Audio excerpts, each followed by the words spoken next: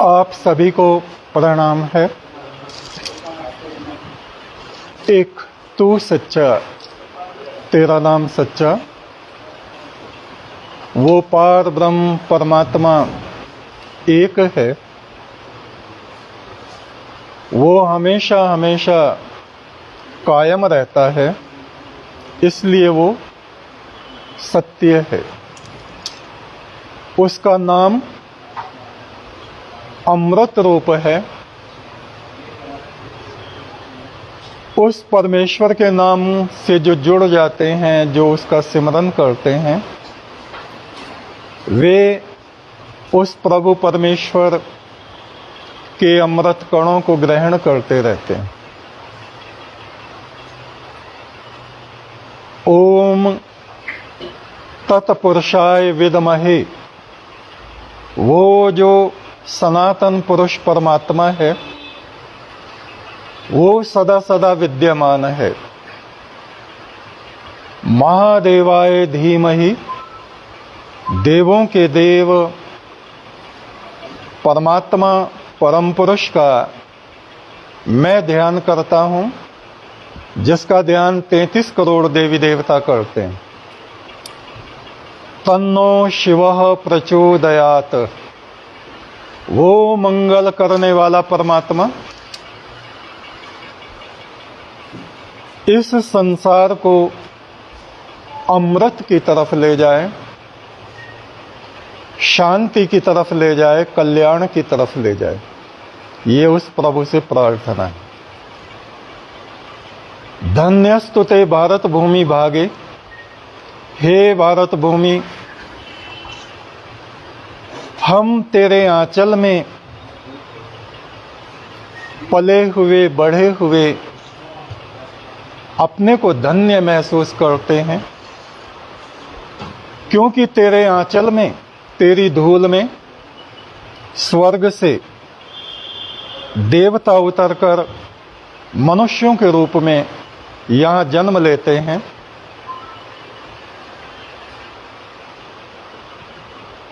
संसार में आने वाले लोग जिनमें सतोगुण अधिक होता है, ईश्वर का प्रकाश अधिक होता है, वो इस संसार को सुख पहुंचाने के कार्य करते हैं। चाहे वो किसान हों, चाहे वो ऑफिसर हों, चाहे वो पत्रकार हों, चाहे वो नेता हों, अभिनेता। जिनमें ईश्वर का अमृत तत्व अधिक होता है, वो हमेशा अच्छे अच्छे काम करते हैं। मृत्यु के देवता भगवान यम एक बार हमारी आत्मा को शरीर से निकाल के परलोक में ले गए।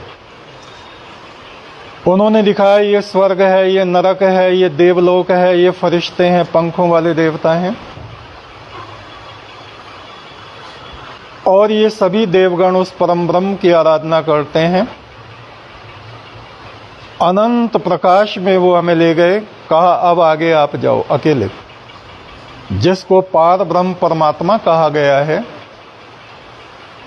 वो ज्योति स्वरूप है, उसके सन्मुख उन्होंने हमको पहुंचाया। और फिर वापस संसार में हमको लेके आए मृत्यु के देवता। उन्होंने कहा संसार में भले ही तुम्हारी बातों पे कोई विश्वास करे ना करे, लेकिन संदेश सबको देना। पाप कर्म करने से, चालाकियां करने से, छल कपट करने से मनुष्य हमेशा दुख को प्राप्त करता है और मृत्यु के बाद अनेक अनेक कष्ट, यातनाएं सहन करता है, जिसको सभी धर्मों में नरक कहा गया है।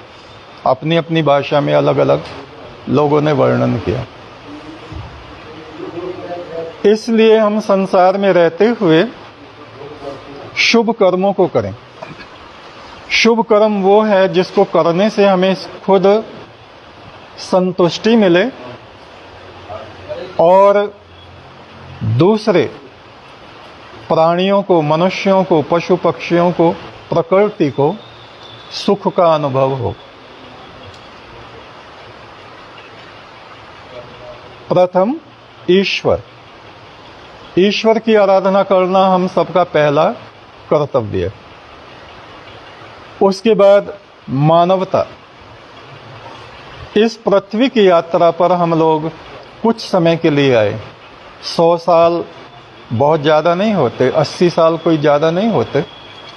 ऐसी देखते देखते बचपन से हम युवा, और युवा से वृद्धावस्था, और फिर मृत्यु के सामने जाके खड़े हो जाते हैं। हमें संपूर्ण मानवता के लिए कार्य करना चाहिए, क्योंकि सभी का सुख दुख एक जैसा है।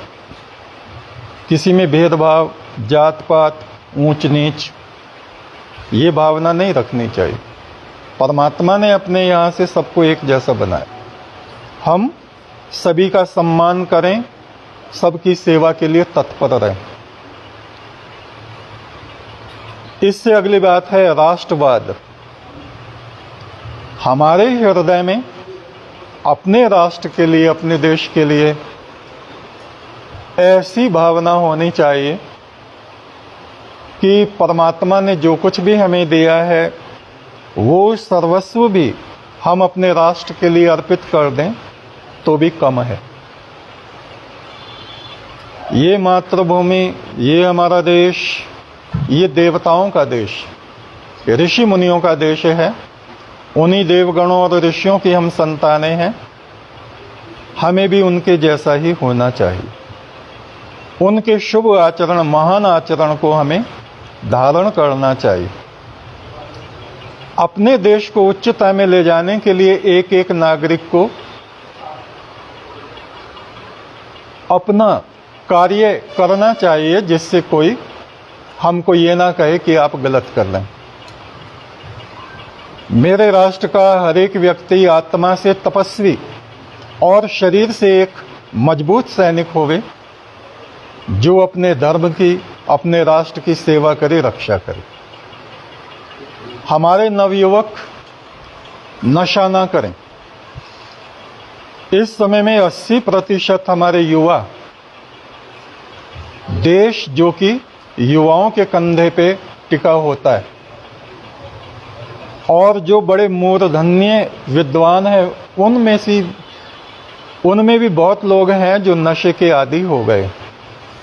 शराब पी रहे हैं, स्मैक, इंजेक्शन, कैप्सूल, और नेता भी ऐसे ही हैं। तो इन चीज़ों से हमारे नवयुवक बचें, नशे से बचें, बुराइयों से बचें, लड़ाई झगड़ों से बचें, चरित्रहीनता से बचें। थोड़े समय के लिए हम लोग इस पृथ्वी की यात्रा पे हैं। हमारी यात्रा सफलतापूर्वक, शांतिपूर्वक पूर्ण हो, ऐसा हमें विचार करना चाहिए और ऐसे कार्य हमको करने चाहिए। ये हमारा संदेश है जो हमने आप तक पहुंचाया है। और हरिद्वार में क्या कार्यक्रम है आपका? कल था, आज है और परसों है। धर्म सभा है हमारी, वो चल रही है, 3 दिन तक चलेगी। कहाँ पर? ये आप बताओ कौन सी जगह है? ज्वालापुर में है इसका धर्म सभा। धर्म सभा। महाराज जी, क्या उसका क्या मैसेज देना है उसके माध्यम से? धर्म मंगलम उत्कृष्टम। धर्म वो है, केवल पूजा पाठ को धर्म नहीं कहते। धर्म हम मनुष्यों का वो आचरण होता है जो हमारे जीवन को और दूसरों के जीवन को शांति की तरफ ले जाता है, उच्चता की तरफ ले जाता है। अहिंसा, किसी को कष्ट ना पहुंचाना, कष्ट में पड़े हुओं की मदद करना, ये धर्म है। सत्य में स्थित रहना, सत्य का आचरण करना। परमात्मा सत्य है और वो उन लोगों से प्यार करता है जिनके हृदय में सत्य की किरणें होती हैं। ये चीजें धर्म कहलाती हैं। चरित्र की उच्चता, इन बातों का हम सभी को ध्यान रखना चाहिए और यही संदेश है उसमें।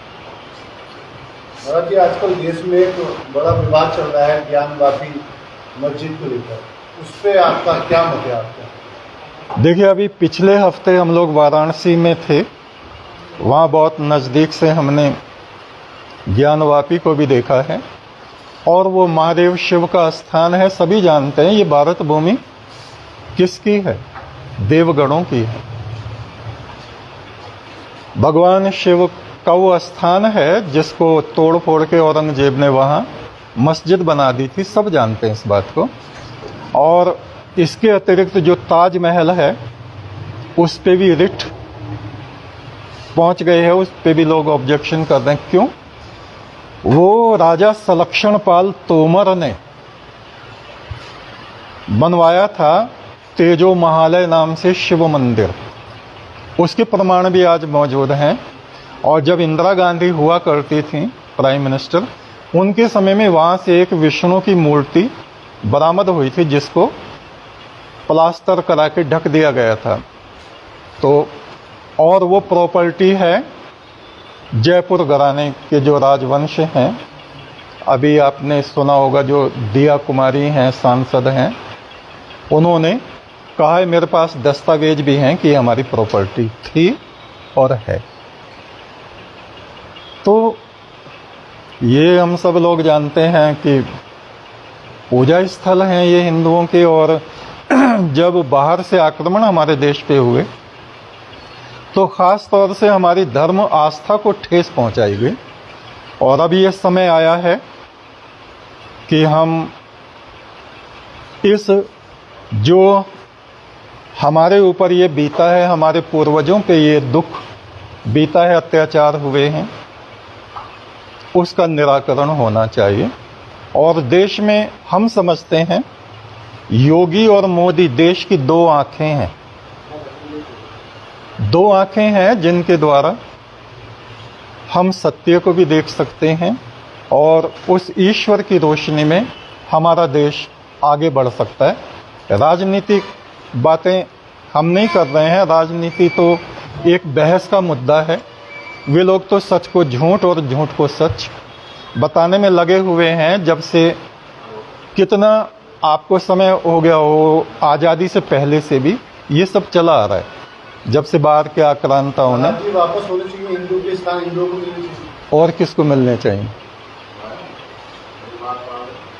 काबे में भी आप देखो ना, जो काबा है ना वो भी महादेव का मंदिर है, वो भी शिव मंदिर है। एक वक्त ये होता था जब पूरे विश्व में हमारी आर्य राजाओं का साम्राज्य हुआ करता था, चाहे थाईलैंड है या और दूसरे देश हैं, कंबोडिया है, वहाँ भी ओंकारवट नाम से विष्णु मंदिर है। लेकिन जैसे जैसे समय बीतता है दूसरे राजा आते हैं, वो पिछलों को ध्वस्त करते चले जाते हैं। ईश्वर तो किसी से नष्ट हो नहीं सकता, लेकिन आस्थाओं को जरूर ठेस पहुंचाई जाती है। ऐसा नहीं होना चाहिए। हर एक व्यक्ति को अपनी पूजा पद्धति और उपासना का स्वतंत्रता प्राप्त है और होनी चाहिए।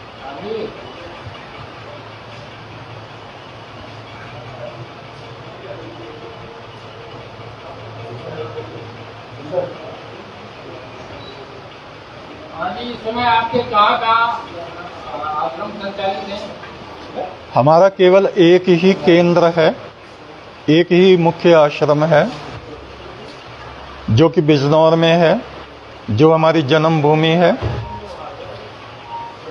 फुलसंदा उस गांव का नाम है।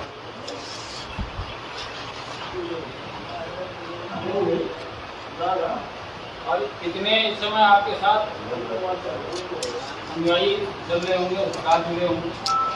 अनुयायी तो लाखों हैं, लाखों होते हैं। हाँ, लाखों होते हैं। लेकिन वही है ना, जैसे गुरु नानक के शिष्यों बहुत थे, लेकिन गुरुमुख कुछ होते हैं। शिक्षा सब प्राप्त करते हैं, सब ग्रहण करते हैं, लेकिन उनमें कार्य करने वाले, उच्चता में ले जाने वाले, जैसे प्रभु राम अपने समय में थे, कितने अनुयायी थे? बहुत थे, किंतु हनुमान एक ही हैं। ऐसे ही कुछ लोग होते हैं, बहुत ज़्यादा नहीं होते, सुनते सब हैं, ग्रहण सब करते हैं, उनमें परिवर्तन भी आता है, लेकिन राष्ट्र को, धर्म को आगे ले जाने वाले थोड़े लोग होते हैं।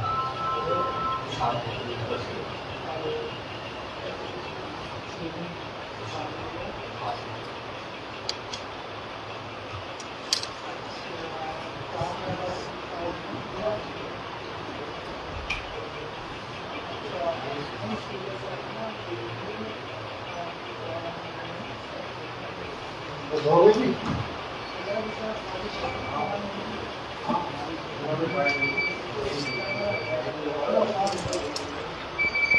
यहाँ लेट आया है, लेट आ गए। वो वीडियो में सुनाई नहीं थी भैया ने, जो आप अच्छा, 2 आदमी चलोगे, 2 आदमी चलेंगे। अरे नहीं, 2 आदमी कल लेफ्ट की ओर भेजा था, आज 2 आदमी चलिए।